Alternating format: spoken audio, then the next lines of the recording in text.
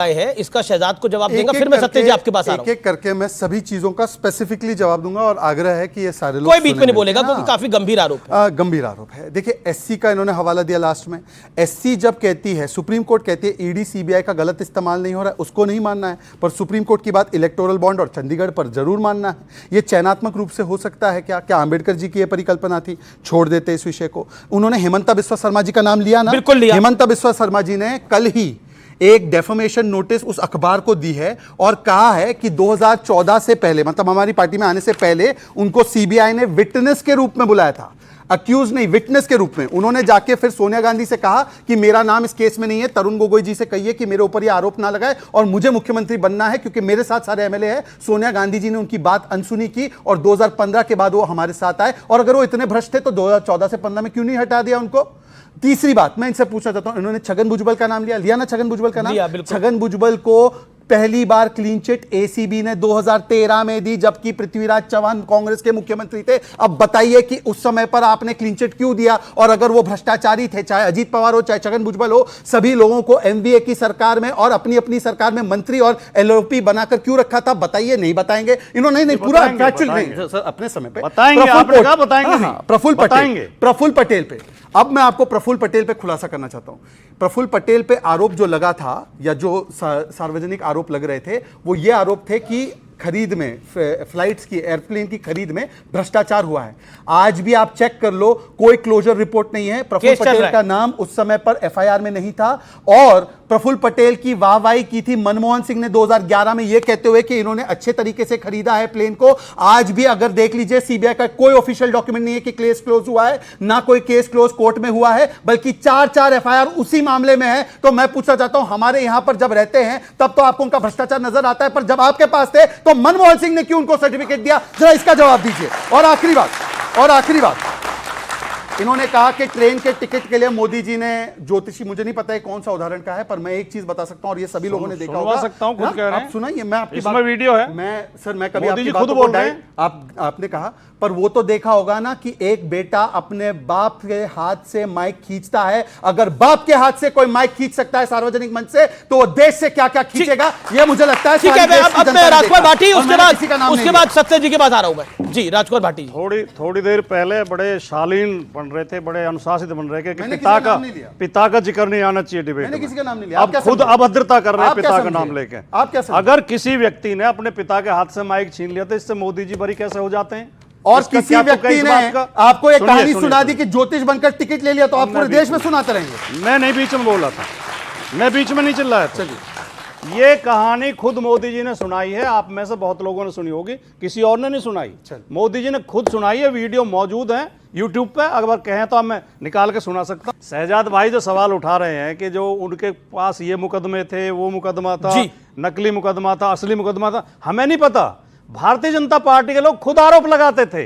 हम तो ये कहना चाहते हैं, जिनके लिए बीजेपी के लोग जुलूस निकालते थे, प्रदर्शन करते थे कि ना जेल भेजो। उत्तर प्रदेश के 2 उदाहरण देता हूं मैं। एक थे बुक्कल नवाब, समाजवादी पार्टी के एमएलसी होते थे। आपको तो बड़ा दुख है, कई सपा के नेता से चले गए, वाकई मैं समझ रहा हूं आपका। बीजेपी ने कांग्रेस को उससे ज्यादा होगा। लखनऊ में बाकायदा प्रदर्शन किया बीजेपी ने, बैनर लेके। बुक्कल नवाब ने 100 करोड़ का मुआवजा गलत उठा लिया जमीन का, जिन्हें जेल भेजा जाए। और जैसे ही उन्होंने बीजेपी ज्वाइन की, अब कोई मांग नहीं है। तो सवाल यह है कि जिन पे आप आरोप लगाते हो उन्हें आप पार्टी में ले आते हो। एक जानना मैं बात चाह रहा हूं, सब कह रहे हैं कि वो भी काला था, ये भी काला था। ये काली कोठरी कौन सी थी जहां से सब ये काले निकल के आ रहे हैं? नहीं, काले के बारे में तो कोई काले मन का आदमी बता सकता, हमें नहीं पता। ठीक है, आपको नहीं पता, लेकिन सत्य जी की बारी है, एनडीए के। सत्य जी, क्या इस चुनाव में भ्रष्टाचार बड़ा मुद्दा है या परिवारवाद बड़ा मुद्दा है? नहीं, दोनों ही बहुत बड़ा मुद्दा है। आप समझिए, कांग्रेस पार्टी जिसको भर भर के गाली देते थे केजरीवाल, परिवारवाद को लेकर के संजय सिंह गाली देते थे, बिटवा अध्यक्ष तो मां अध्यक्ष, इस तरह की गालियां उन्होंने दी है, आलोचना की है।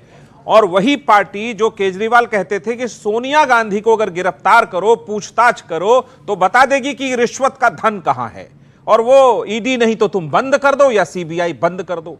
शराब घोटाला हुआ, सारी पार्टियां एक साथ एक मंच पर आखिर क्यों खड़ी हैं? अब मुझे जाके समझ में आए, केजरीवाल कभी कभी कहा करते थे सब मिले हुए हैं जी, तो यही लोग मिले हुए हैं। तो ये जो मिले हुए लोग हैं, ये परिवारवादी हैं साथ में, भारत में पहली बार ऐसा हुआ अमिश देवगन जी, और एक ऐसा दुकानदार जो एयरपोर्ट अथॉरिटी ने जिसको परमिशन नहीं दिया शराब की दुकान खोलने का, उसका टेंडर फी 35 करोड़ मैं दुष्यंत नागर का रुक करता हूं। रुकिए अभी रुकिए, नहीं मैं एक सेकंड, दुष्यंत नागर एक बार भी नहीं बोले, मैं आपको मौका दूंगा। 10 सेकंड इसका सबूत है।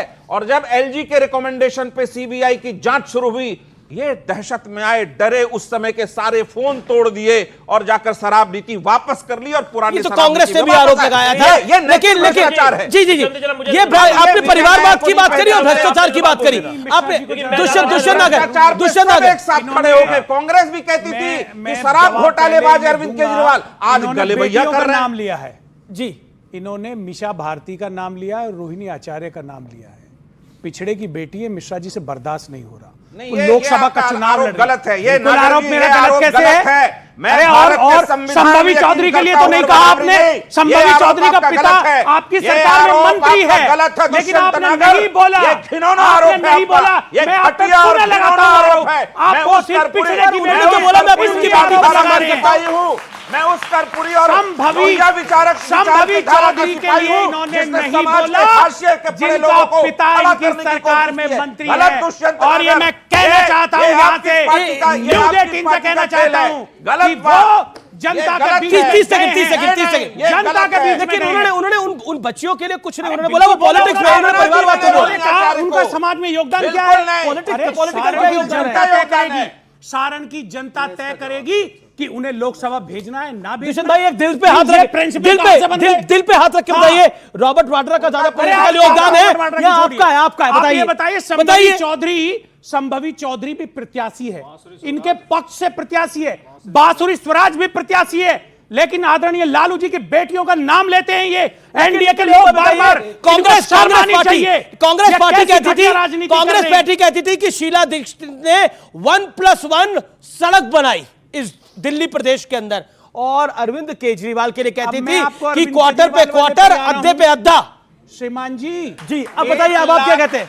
1 लाख शराब घोटाला था कि नहीं था? जवाब दूंगा आपको, बिल्कुल। बहुत आपको तसल्ली होगी, मजा आएगा जी। 1,76,000 करोड़ का घोटाला 2G का सबसे ज्यादा प्रचारित किया गया, क्योंकि आपकी डिबेट का बेस 2014 है।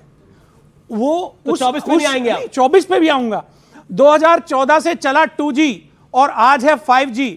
5G का उसी तरह से स्पेक्ट्रम आवंटन हुआ जिस तरह से 2G का हुआ, और जो आरोप 1,76,000 करोड़ के लगाए गए वो कोर्ट में टिके नहीं, बरी हो गए, सारे के सारे निराधार और झूठे साबित किए गए।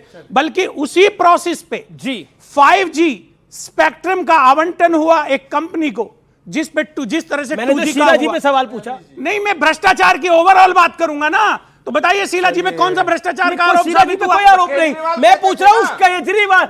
कांग्रेस कहती थी कि शीला दीक्षित ने 1+1 सड़क बनाई दिल्ली के अंदर, और केजरीवाल ने भी 1+1 दिया। अद्दे पे अद्दा हुआ। सुन लीजिए, केजरीवाल साहब को 9 समन आए, पहले पे गिरफ्तार कर लेते। जब वो इंडिया अलायंस के हिस्से हो गए, उनको पकड़ के जेल में डाल दिया। उनके घर में छापा डाल रहे हो। अरे शर्म नहीं आती आपको? आरोप लगाती थी, लोकतंत्र की बात करते हो। एक सेकंड, इसका जवाब मिलना चाहिए कि नहीं मिलना चाहिए? जो कांग्रेस पार्टी आरोप लगाती थी कि शराब का घोटाला हुआ है, सुप्रिया श्रीनेत कहती थी, अजय माकन कहते थे, वो गलत था या सही था? जवाब तय करेगा। और रही बात, कांग्रेस पार्टी झूठ बोल रही थी। कौन सी झूठ बोल रही थी? कांग्रेस पार्टी का क्या लेना देना? उन्होंने बोला शराब घोटाला न्यायालय तय करेगा। अरे कहां है? जब वो पॉलिसी स्क्रैप कर दी गई, रद्द कर दी गई, तो घोटाला तो हो गया ना। ओके, एक अक्षयनाथ पूनावाला का जवाब। पैनल में 2 एनडीए के खेमे के हैं और इंडिया अलायंस के 3 हैं, परंतु आपने देखा कैसे ये हड़बड़ा रहे थे जब कांग्रेस बोल रही थी। मतलब दिल्ली में भी साफ, पंजाब में सीट नहीं देनी है और यहां पर स्पेस नहीं देना है। बताइए, अब सुन लीजिए। अब मैं भाई दुष्यंत जी मैंने आपके बीच में नहीं बोला। दुष्यंत जी ने हमारे मित्र, हमारे बड़े भाई सत्यप्रकाश मिश्र ने, आप भी जले पे नमक डाल देते हैं। अब बताइए, पप्पू यादव को सीट नहीं दी हमें, पप्पू यादव को सीट नहीं दी। अच्छा, ऐसा है, पप्पू यादव पे बोल ले तो फिर बाकी की चर्चा करता हूं कि एक पप्पू ने कांग्रेस को डुबाया और कांग्रेस ने एक पप्पू को डुबाया, तो पप्पू और कांग्रेस का हिसाब किताब खत्म। अब सत्यप्रकाश मिश्रा, बेचारे सत्यप्रकाश मिश्रा ने एक राजनीतिक टिप्पणी की कि राजनीतिक योगदान मीसा जी का क्या है, तो उसको उन्होंने ओबीसी विरोधी बता दिया। तो राहुल गांधी जो तथाकथित रूप से जनेऊ पहनते, कितना पहनते पता नहीं, उन्होंने तो ओबीसी प्रधानमंत्री को मां बहन की गालियां दी और कन्विक्ट हुए। तो वो क्या हुआ बताइए ना जरा एक बार। द्रौपदी मुर्मू को राष्ट्रपति कहा गया, वो क्या हुआ बताइए ना एक बार। इस प्रकार की टिप्पणी अवॉइड करनी चाहिए। दुष्यंत जी भी एक समझदार व्यक्ति है। अब मैं आता हूं मुद्दे पर। आपने कहा कि पूरा ओबीसी समाज मोदी समाज चोर है, इसमें कोर्ट ने हाई कोर्ट ने कन्विक्ट किया, हाई कोर्ट ने कन्विक्ट किया, गलत कन्विक्ट किया क्या? बताइए एक बार, बताइए एक बार, बताइए एक बार कि सही कहा कि गलत कहा? कोर्ट ने कन्विक्ट किया भाई, कोर्ट ने। एक सेकंड सुनिए, आप गाली नहीं, एक सेकंड, 10 सेकंड। प्रधानमंत्री को, इन्होंने प्रधानमंत्री को कहा है, अभी हाल ही में कहा है इनके डीएमके के नेता ने कि तेरी डैश डैश डैश, उन्होंने मां की गाली दी है डीएमके। अनीता रामचंद्र ने गाली दी है कि नहीं दी है? वो नहीं बोलनी चाहिए, कि नहीं दी है? नहीं, बोलिए। कांग्रेस के नहीं, दूसरी नेता बात के लिए सुनिए, क्यों अरे बोला? भाई सुन लीजिए ना, अब उन्होंने बोला तो मुझे बोलना पड़ रहा है। भस्मासुर, गंगूतेली, नीच। इनकी डीएमके, अरे भाई डीएमके है, मेरी डीएमके है क्या? भाई सुनिए, डीएमके ने जब ये गालियां दी उसके बाद ये लोग सब मिले थे 31 की रैली में, एक भी बार राहुल गांधी ने खंडन नहीं किया, उल्टा उनका समर्थन किया। अब भाई 10 सेकंड मेरी बात तो रखने दीजिए। ओके 10 सेकंड और अभी 10 सेकंड और। इन्होंने अभी कहा, मैं क्योंकि भाटी जी को सीरियसली लेता हूं, भाटी जी से बड़े ईमानदारी से मैं एक चीज तथ्यों के साथ पूछना चाहता हूं। इन्होंने कहा कि बयान आपके जो थे वो दिखाइए। ये बयान है मुलायम सिंह यादव जी का। Mulayam Singh Yadav attacks Congress, says it is using CBI to threaten rivals. ये मुलायम सिंह जी का आरोप। हमने मुलायम सिंह जी पर सवाल ये बनता है कि अगर कांग्रेस ये कर रही थी तो क्या अब आप भी ये कर रहे हैं? इसी का उदाहरण दे रहा हूं। 10 सेकंड। मैंने जानबूझ के मुलायम सिंह जी का केस लिया।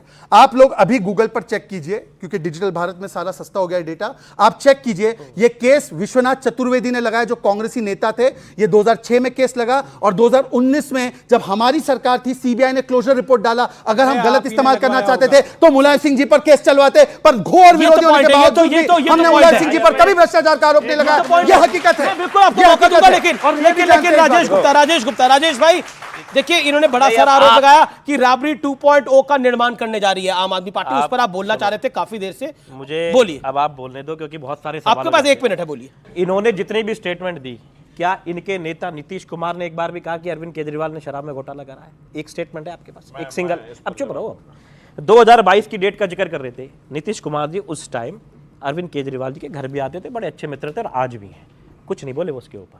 आपने कहा चीफ सेक्रेटरी ने एक रिपोर्ट एलजी को दी। हम इसी बात को बार बार शोर मचाते हैं कि जो भी चीफ सेक्रेटरी जो एलजी साहब कहते हैं, और एलजी साहब वो कहते हैं जो मोदी जी कहते हैं, और वो चीफ सेक्रेटरी वही लिख के दे देते हैं। 9,500 करोड़ का फायदा हुआ, इसीलिए 70,000 करोड़ का रेवेन्यू दिल्ली का। आपको मालूम नहीं है तो जाके अभी खाते चेक कर लो। इसीलिए इतनी वेलफेयर की स्कीम्स चलती है जिनसे आपके पेट में दर्द होता है कि ये क्यों हो रहा है। अब आपको बार बार एक बात की बात में आती है, वो उससे मिल गए। अरे इन्होंने जो बात कही कि कौन हमारे करीब आ जाए, ये सिर्फ आपके ऊपर ही कहा था। कांग्रेस तो कभी इनके साथ आई नहीं, सपा तो आई नहीं, हम तो गए नहीं, आप ही हो। पता नहीं कब कहां थे, कब कहां हो, कल कहां चले जाओ, पता नहीं। 6 महीने पहले आप इसी लालू के साथ में जब थे, बेटियों पे तो बोल दिया। जब बेटा उप मुख्यमंत्री तब लालू जी का नहीं था, जिसके साथ में सरकार बना के मुख्यमंत्री बन गए थे, तब आपको चीज दिखाई नहीं दी थी। बेटा था ना उनका, तब आपको नहीं मालूम था, तब मालूम था ना। एक मिनट रुक जाओ। जब बेटा था, आपने पप्पू जी के बारे में बोला, पप्पू जी को सीट नहीं दी। आपने उद्धव ठाकरे के साथ में, उनके पिताजी के साथ में गठबंधन करा, उनके साथ में करा। और जब आप उनको मुख्यमंत्री नहीं बनाना चाहते थे, तब तो किसी ने नहीं कहा। तब उस पर आप सवाल क्यों नहीं उठाते कि आपने उद्धव ठाकरे से गठबंधन तोड़ के आपने उनकी पार्टी को तोड़ा, आप फिर भी डरे रहे। आपने एनसीपी को तोड़ा, आप फिर भी डरे।